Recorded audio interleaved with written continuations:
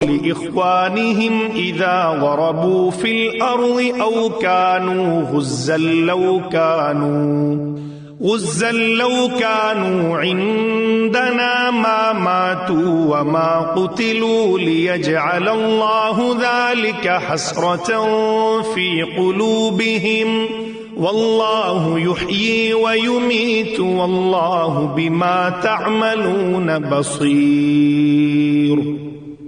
اے ایمان والو، ان لوگوں کی طرح نہ ہو جانا جنہوں نے کفر اختیار کر لیا ہے، اور جب ان کے بھائی کسی سرزمین میں سفر کرتے ہیں یا جنگ میں شامل ہوتے ہیں تو یہ ان کے بارے میں کہتے ہیں کہ اگر وہ ہمارے پاس ہوتے تو نہ مرتے اور نہ مارے جاتے۔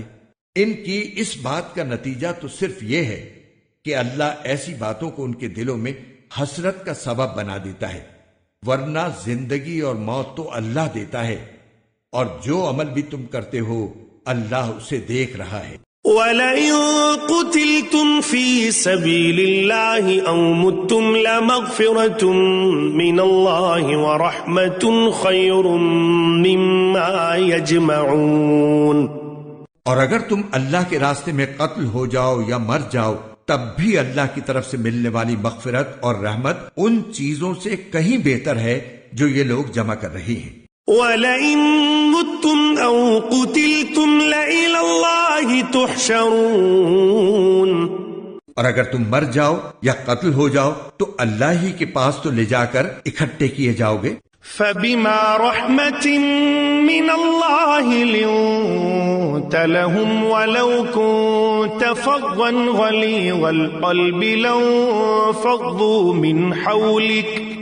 من حولك فاعف عنهم واستغفر لهم وشاورهم في الأمر فإذا عزمت فتوكل على الله إن الله يحب المتوكلين۔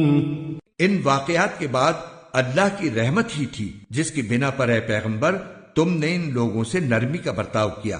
اگر تم سخت مزاج اور سخت دل والے ہوتے تو یہ تمہارے آس پاس سے ہٹ کر تتر بتر ہو جاتے، لہٰذا ان کو معاف کر دو، ان کے لیے مغفرت کی دعا کرو اور ان سے اہم معاملات میں مشورہ لیتے رہو۔ پھر جب تم رائے پختہ کر کے کسی بات کا عزم کر لو تو اللہ پر بھروسہ کرو، یقیناً اللہ توکل کرنے والوں سے محبت کرتا ہے۔